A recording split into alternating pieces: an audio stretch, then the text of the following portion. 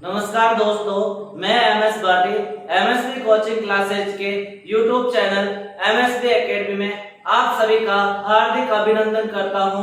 आज का motivational speech, motivational thought जो आपको ऊर्जावान बनाएगा, जो आपके चेहरे पे मुस्कान लेके आएगा।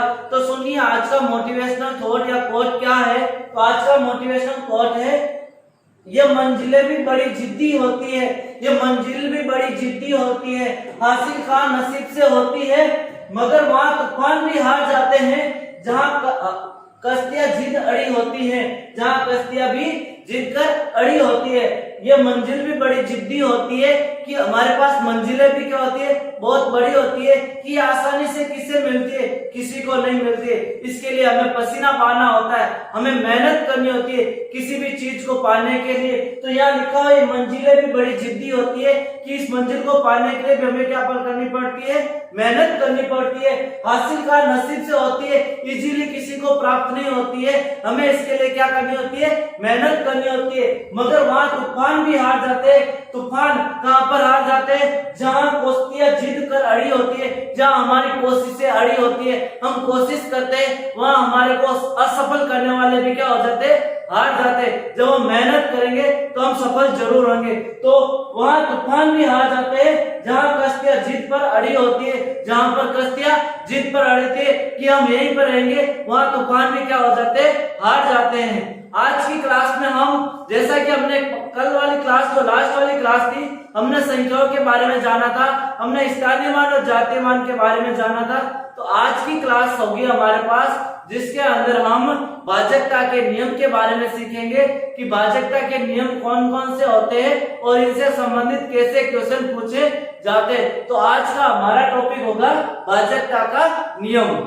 अब हम लेंगे भाजकता के नियम, जिसमें हमारे पास फर्स्ट नियम होगा 2 से भाजकता का नियम। 2 से भाजकता का नियम कि 2 से भाजकता का नियम क्या है, या 2 से विभाज्य का नियम क्या है कि किस संख्या में 2 का भाग पूरा पूरा जाएगा। हमें देखना है 2 से भाजकता का नियम किस किस संख्या में 2 का भाग पूरा पूरा जाएगा। तो इसका नियम होता है कि इकाई का अंक, कौन सा अंक, इकाई का अंक। इकाई का अंक होता है किसी भी संख्या का लास्ट वाला अंक, जो लास्ट का अंक होता है। जैसे में इकाई का अंक क्या होना चाहिए, 0, 2, 4, 6, 8। जब इकाई का अंक यह हो तो उस संख्या में 2 का भाग पूरा पूरा जाएगा। वह संख्या 2 से विभाज्य हो गया, 2 से भाज्य हो गया, विभाज्य होगी कि 2 से पूरा पूरा भाग जाएगा। जैसे मैं एक एग्जांपल लेता हूं, मैंने लिखा 13572।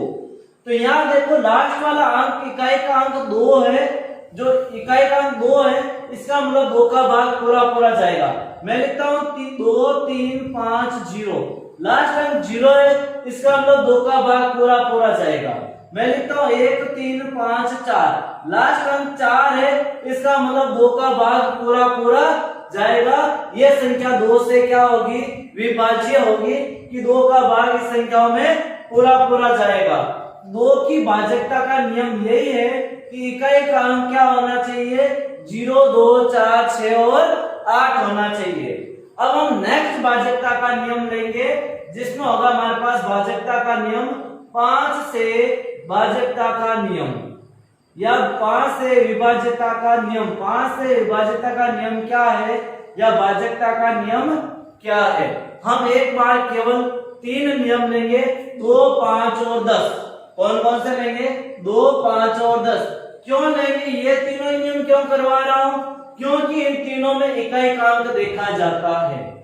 तो हम वही संख्या लेंगे जिसमें इकाई का अंक देखा जाता है, उन संख्याओं को हम पहले लेते हैं कि 2, 5, 10 का नियम पहले लेते हैं। फिर लेंगे हम 4 और 8 का, फिर लेंगे 3 और 9 और 11 का, उसके बाद लेंगे 6 और 7 का। तो हम सबसे पहले 2, 5, 10 का लेंगे, क्योंकि हम इसमें इकाई का अंक देखते हैं।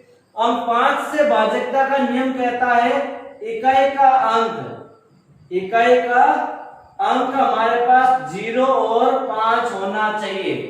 5 से भाजकता का नियम क्या कहता है, इकाई का अंक 0 और 5 होना चाहिए। जैसे मैं एक एग्जांपल लेके आपको समझाता हूं कि एग्जांपल है मेरे पास 1 3 5, इकाई का अंक 5 है, इसका मतलब इस संख्या में 5 का भाग पूरा पूरा जाएगा। मैं यहाँ एग्जांपल लेता हूँ 2 5 6 0, इसका मतलब इसका इकाई का अंक 0 है, इसका मतलब इसमें भी 2 का भाग पूरा पूरा जाएगा। मैं लेता हूँ यहाँ 3 5 7 5, यहाँ 5 है इकाई का अंक, इसका मतलब इसमें भी 5 का भाग पूरा पूरा जाएगा। इधर वाले अंक कोई भी हो, इकाई के अलावा चाहे अंक कोई भी हो तो भी उसमें 5 का भाग जाएगा जब लास्ट वाला 5 और 0 हो। तो हमारे पास 2 से भाजकता का नियम 0 2 4 6 8 होना चाहिए और 5 से भाजकता का नियम 0 और 5 होना चाहिए। इससे तात्पर्य क्या निकलता है, हम यहाँ से क्या निष्कर्ष निकालते हैं कि जिसके अंदर 0 होता है उसमें 2 का भी भाग जाता है और 5 का भी भाग जाता है। अब हम लेंगे तीसरा नियम 10 से भाजकता का नियम। 10 से भाजकता का नियम, 10 से भाजकता का नियम क्या कहता है हमारे पास कि इसमें इकाई का अंक केवल और केवल 0 होना चाहिए। इकाई का अंक क्या होना चाहिए, केवल और केवल 0 होना चाहिए, जिसमें 10 का भाग पूरा पूरा जाएगा। जैसे हम एग्जांपल लेते हैं 1 0 2 5 7 0 8 7 5 0 2 4 6 8 0, लास्ट वाला अंक क्या आ रहा है, सब में 0 आ रहा है। इसका मतलब इसमें 10 का भाग पूरा पूरा जाएगा। चाहे मैं 1 1 1 1 और 0 लिखता हूं तो भी इसमें 10 का भाग पूरा पूरा जाएगा, क्योंकि लास्ट वाला अंक क्या है, 0 है। यहां से निष्कर्ष निकलता है कि जिस संख्या का इकाई का अंक 0 है उसमें 2 का भी भाग जाएगा, 5 का भी जाएगा और 10 का भी जाएगा, तीनों का भाग पूरा पूरा जाएगा। इसका मतलब जिसका 0 है हम कह सकते हैं 2 और 5 से भी विभाज्य है और 10 से भी क्या है, विभाज्य है। तो ये हो गए हमारे पास 3 नियम, 2 5 और 10 की भाज्यता के नियम। तीनों में हम इकाई का अंक देखते हैं, तीनों में हम क्या देखते हैं, इकाई का अंक देखते हैं। जिसमें इकाई का अंक 0 2 4 6 8 हो उसमें हम बोलते हैं 2 से भाज्य हो। जिसका इकाई का अंक 0 और 5 हो तो हम बोलेंगे 5 से भाज्य है। जिसका इकाई का अंक 0 है तो हम बोलेंगे 10 से भाज्य है। ये 3 नियम है, 2 5 और 10 के नियम। अभी हमने 2 5 और 10 की भाजकता के नियम लिए, अब हम लेंगे 4 की भाजकता का नियम। 4 की भाजकता का नियम क्या कहता है, भाजकता का नियम हमारे पास ये कहता है कि 4 का नियम ये होता है कि लास्ट वाले 2 अंक, अंतिम 2 अंक, कौन से, अंतिम 2 अंक या तो 0 हो, 0 या फिर 4 से क्या हो, भाज्य हो। अंतिम 2 अंक या तो 0 हो या अंतिम वाले 2 अंक 4 से भाज्य हो, कि 4 का भाग पूरा पूरा जाता है तो हम कह सकते हैं कि उस संख्या में 4 का भाग पूरा पूरा जाएगा। 4 का नियम क्या है कि लास्ट वाले 2 या तो 0 हो, 2 अंक क्या हो, 0 हो, या लास्ट वाले 2 अंक में 4 का भाग पूरा पूरा जाना चाहिए। जैसे हम कुछ एग्जांपल लेते हैं जिसमें 4 का भाग पूरा पूरा जाएगा। मैं लेता हूं 1 3 5 0 और 0। यहाँ देखो लास्ट वाले दोनों अंक 0 है। मैं लेता हूं 2 0 0, लास्ट वाले दोनों अंक 0 है। मैं लेता हूं 1 3 5 7 0 0, लास्ट वाले दोनों अंक 0 है। इसका मतलब इसमें 4 का भाग पूरा पूरा जाएगा। या फिर दूसरा रूल क्या है कि लास्ट वाले 2 अंक में 4 का भाग जाना चाहिए। जैसे 1 3 5 2 0, लास्ट वाले 2 अंक 20, देखो 20 में 4 का भाग जाता है क्या, यस जाता है 5 भाग, तो इसका मतलब इस पूरे में 4 का भाग जाएगा। मैं लिखता हूं 2 5 8 4, लास्ट वाले 2 अंक 8 और 4, इसमें 4 का भाग लेते हैं तो 82, 4 का भाग 42 बार जाता है, तो हम बोलेंगे इस पूरी संख्या में 4 का भाग जाएगा। लास्ट वाले केवल 2 अंक में हमें भाग देके देखना है। यदि लास्ट वाले 2 अंक में 4 का भाग जाता है तो हम कहेंगे इस पूरी संख्या में 4 का भाग जाएगा। ये तो है 4 की भाजकता का नियम। अब हम लेंगे 8 की भाजकता का नियम क्या कहता है। 8 की भाजकता का नियम क्या कहता है, इसके अंदर हम 8 के नियम में हम क्या देखेंगे, लास्ट वाले 3 अंक, अंतिम 3 अंक देखेंगे। कितने देखेंगे, अंतिम 3 अंक या तो 0 हो या फिर 8 से भाज्य हो। या तो अंतिम 3 अंक क्या होने चाहिए, 0 होने चाहिए, या फिर 8 से क्या होने चाहिए, भाज्य होने चाहिए। तो हम कह सकते हैं उस संख्या में 8 का भाग पूरा पूरा जाएगा। जैसे हम कुछ एग्जाम्पल लेके देखते हैं कि एक एग्जाम्पल लिखता हूं मैं 1 3 5 3 0, इसका मतलब इसमें 8 का भाग जाएगा। मैं लिखता हूं 2 4 7 0 0 0, लास्ट वाले 3 अंक 0 है, इसका मतलब इसमें 8 का भाग पूरा पूरा जाएगा। या फिर मैं लिखता हूं 1 7 5 4 8 और यहां लिख देता हूं मैं 8। तो यहां पर देखते हैं लास्ट वाले 3 अंक ये हैं, इसमें 8 का भाग पूरा पूरा जाता है क्या, 8 से 48, 8 है तो 8 भाग पूरा पूरा जाता है सर। तो इसका मतलब इस पूरी संख्या में 8 का भाग जाएगा। मैं लिखता हूं 2 5 8 4 8, इसमें देखते लास्ट वाले 3 अंक, यस सर भाग पूरा पूरा जाता है। 8 में एक बार, 48 में 6 बार, 106 बार जाएगा। तो हम कहेंगे इसमें भी 8 का भाग पूरा पूरा जाएगा। मैं एक एग्जांपल और लेता हूं 2 4 5 0 4 0, लास्ट वाले 3 अंक देखते हैं, इसमें देखो 0 का तो कोई मतलब नहीं, 40 में 5 8 का भाग 5 बार जाता है, इसका मतलब बोलेंगे इसमें भी 8 का भाग पूरा पूरा जाएगा। तो अभी तक हमने 5 नियम देखे थे। एक तो देखा 2 का, जिसमें इकाई का अंक 0 2 4 6 और 8 होना चाहिए। फिर हमने लिया 5 का, जिसमें इकाई का अंक 0 और 5 होना चाहिए। उसके बाद हमने लिया 10 का नियम, जिसमें इकाई का अंक 0 होना चाहिए। उसके बाद हमने लिया 4 की भाजकता का नियम, जिसमें अंतिम 2 अंक 0 हो या फिर 4 से क्या हो, भाज्य हो। अब हम लेंगे 8 की भाजकता का नियम, जिसमें अंतिम 3 अंक 0 हो या 8 से क्या हो, भाज्य हो। तो हम कहेंगे उसमें 8 का भाग पूरा पूरा जाएगा।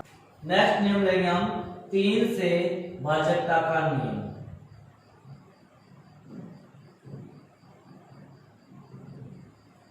3 से भाजकता का नियम क्या कहता है कि किसी भी संख्या के अंकों का योग, किसी भी संख्या के अंकों का योग किससे भाज्य होना चाहिए, 3 से भाज्य होना चाहिए। अंकों के योग में 3 का भाग पूरा पूरा जाना चाहिए। तो हम कह सकते हैं यह संख्या किससे भाज्य है, 3 से भाज्य। भाग पूरा पूरा जाना चाहिए, अंकों के योग में 3 का भाग पूरा पूरा जाना चाहिए। तो हम कह सकते हैं कि यह संख्या किससे भाज्य होगी, 3 से होगी। जैसे कि मैं एक एग्जांपल लिखता हूं 1 5 3 2 8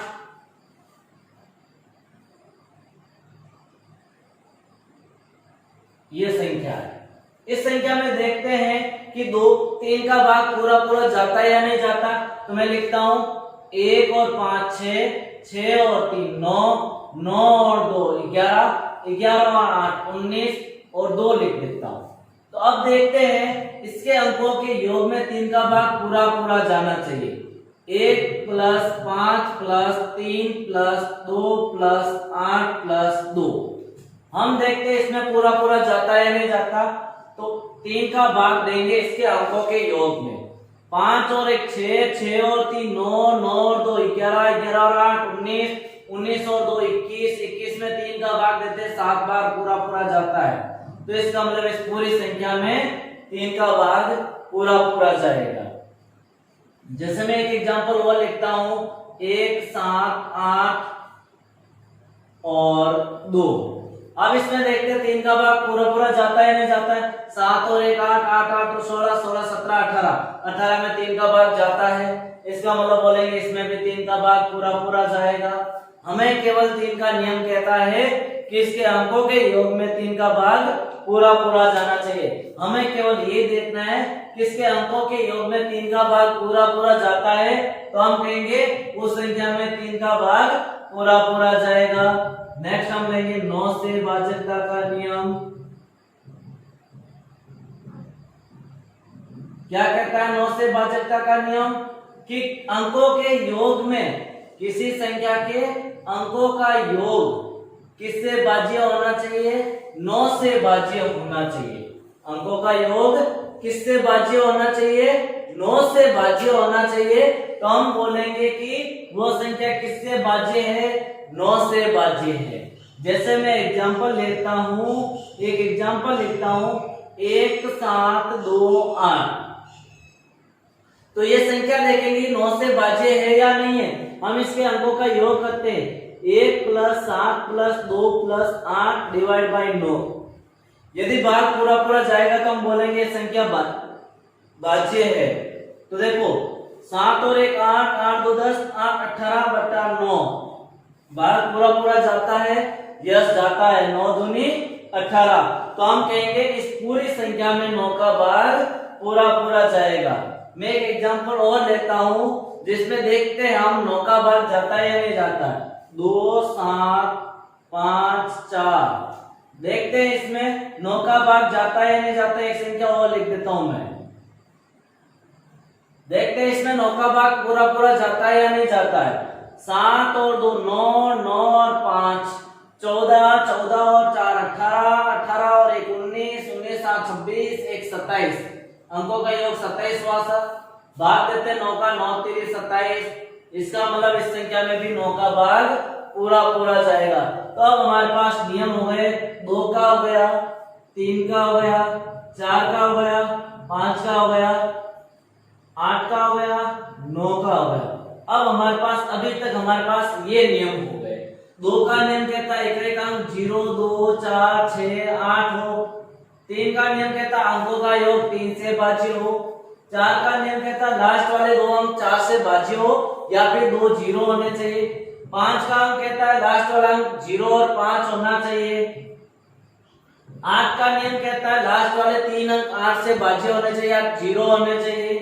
9 का नियम कहता है अंकों का योग 9 से भाज्य होना चाहिए। और 10 का नियम भी हमने पढ़ लिया जिसमें इकाई का अंक क्या होना चाहिए? 0 होना चाहिए। तो अभी तक हमने कितने रूल देख लिए? 7 रूल कंप्लीट हो गए कि नियम क्या होते हैं।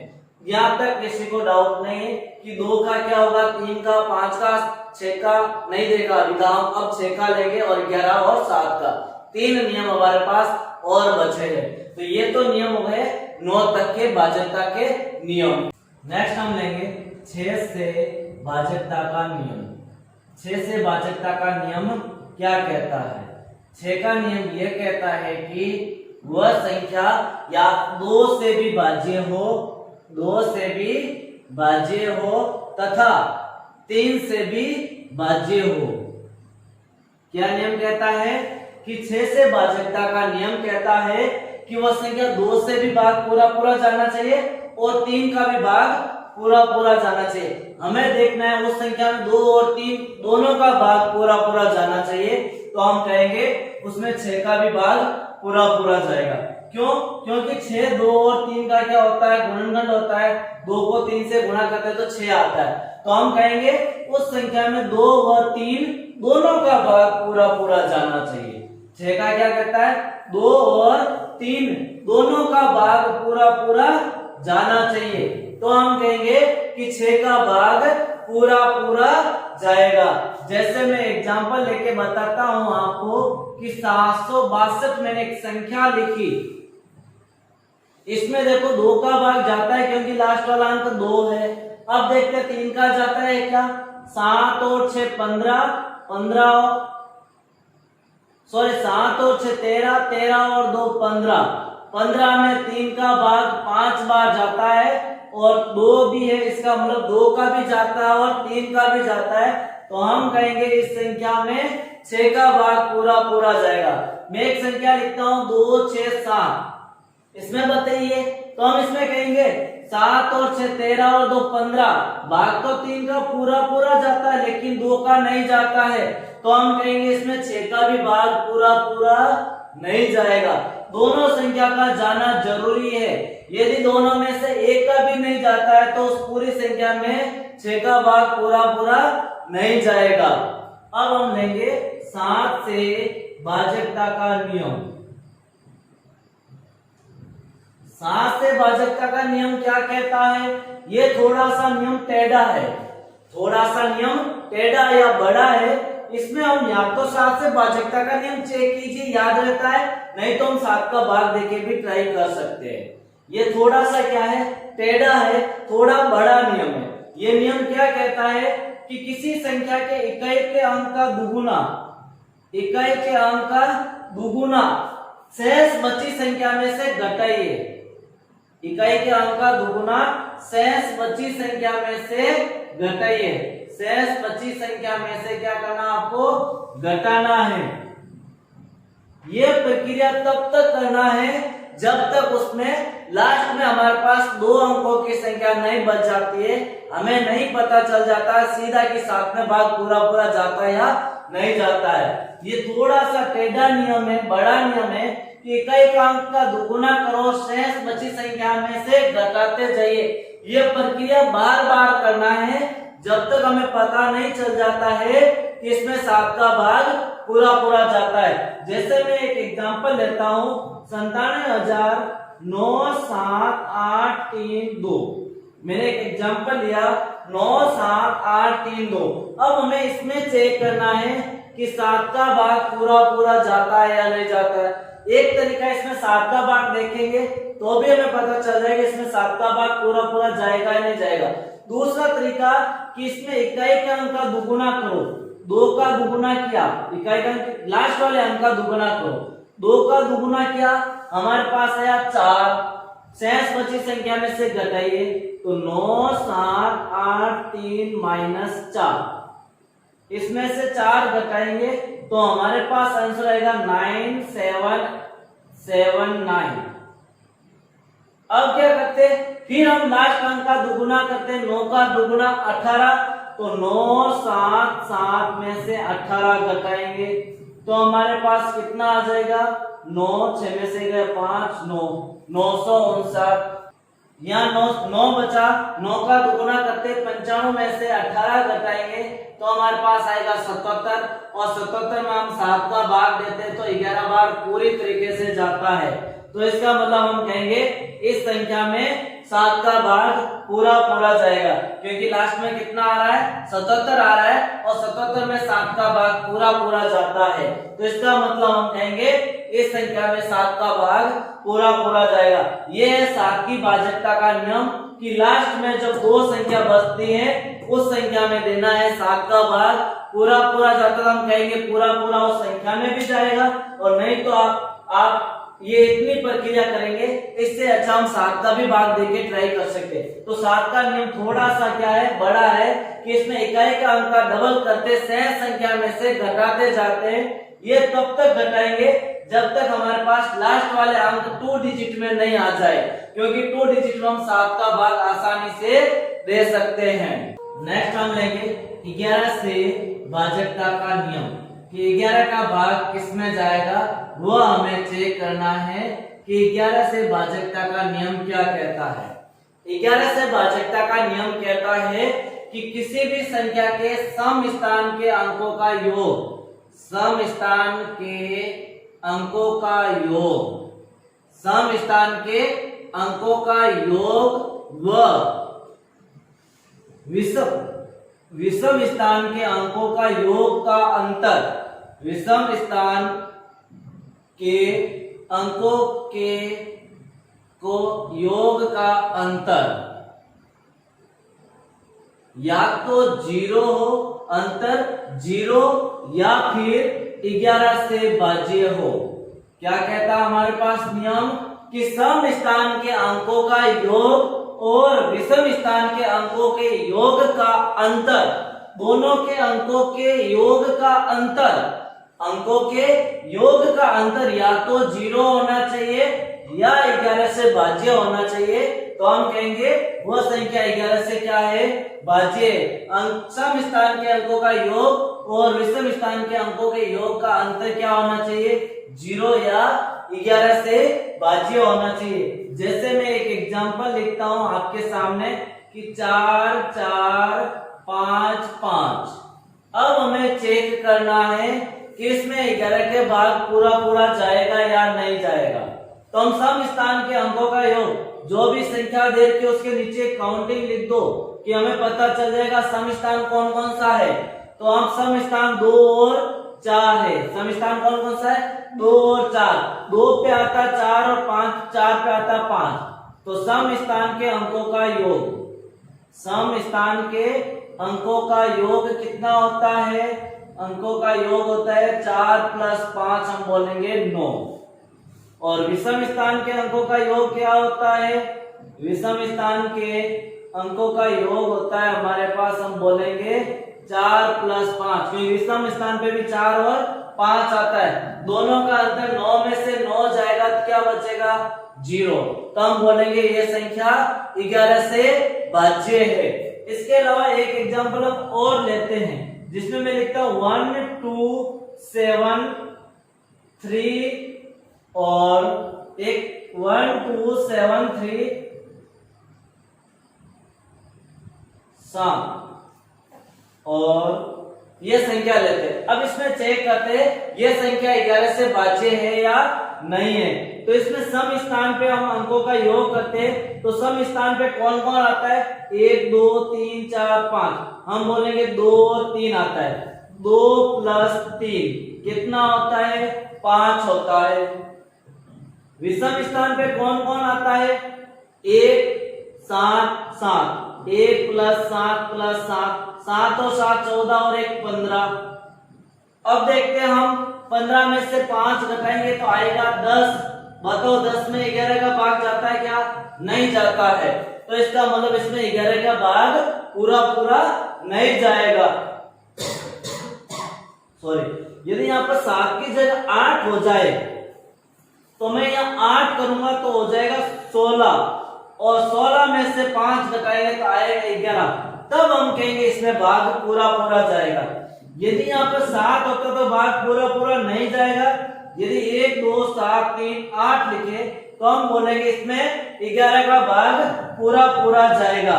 तो क्वेश्चन कैसा आएगा आपके पास, ऐसा ही आएगा कि इस संख्या में क्या जोड़ा जाए कि 11 का भाग पूरा पूरा चला जाए।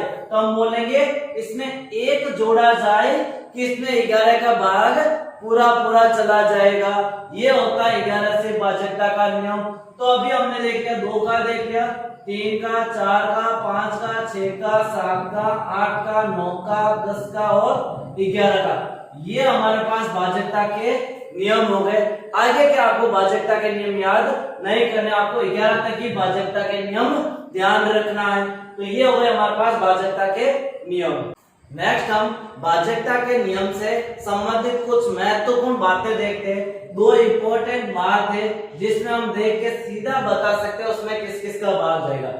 यदि किसी अंक की पुनरावृत्ति, किसी अंक की पुनरावृत्ति, कोई भी हमारे पास एक अंक दे रखा है, उस अंक की पुनरावृत्ति कितने बार हो, 6 बार हो। कितने बार हो, 6 बार हो।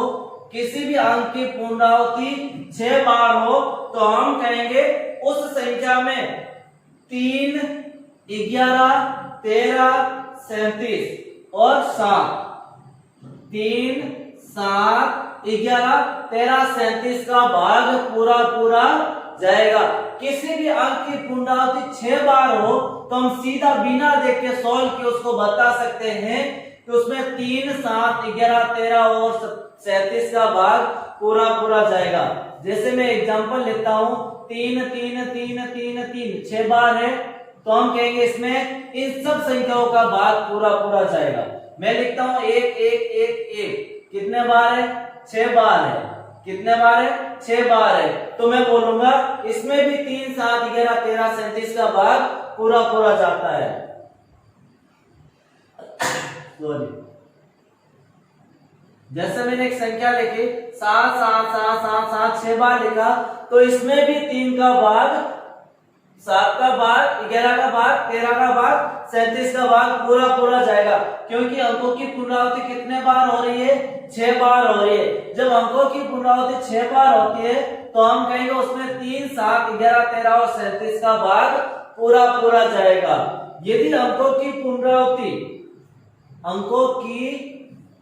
किसी भी अंक की पुनरावृत्ति, किसी भी एक अंक की पुनरावृत्ति कितने बार हो? 3 बार हो। किसी भी अंक की पुनरावृत्ति जब 3 बार हो तो हम कहेंगे उसमें 3 व 37 का भाग पूरा पूरा जाएगा। यदि अंक की पुनरावृत्ति केवल 3 बार होती है तो हम कहेंगे उसमें 3 और 37 का भाग जाएगा, और जब 6 बार पुनरावृत्ति होगी तो हम बोलेंगे 3 7 11 13 और 37 का भाग पूरा पूरा जाएगा। जैसे मैं इसके एक दो एग्जांपल दे देता हूं। 3 3 3 1 1 1 7 7 7 8 8 8 9 9 9। जब एक ही अंक की 3 बार पुनरावृत्ति हो तो हम बोलेंगे 3 व 37 का भाग पूरा पूरा जाएगा। यदि एक ही अंक की पुनरावृत्ति 6 बार हो तो हम बोलेंगे 3 7 11 और 13 और 37 का भाग पूरा पूरा जाएगा। ये थे भाज्यता के नियम। जो आज की क्लास में भाज्यता के नियम कंप्लीट हो चुके हैं। हमने भाज्यता के नियम जितने भी थे सारे पढ़ लिए, सारे नियम जान लिए। अब जब नेक्स्ट क्लास आएगी, कल की क्लास, उसमें हम भाज्यता के नियम को, जो क्वेश्चन आते हैं, कैसे कैसे क्वेश्चन आएंगे वह करेंगे, और भारतीय मुद्रा के बारे में पढ़ेंगे कि भारतीय मुद्रा क्या होती है। उसके बाद एक क्लास और लेंगे जिसमें इकाई का अंक ज्ञात करना सीखेंगे, और इसी के साथ हमारी फर्स्ट यूनिट कंप्लीट हो जाएगी। तो फर्स्ट यूनिट कंप्लीट करने के अब हमारे पास केवल 2 क्लास और है।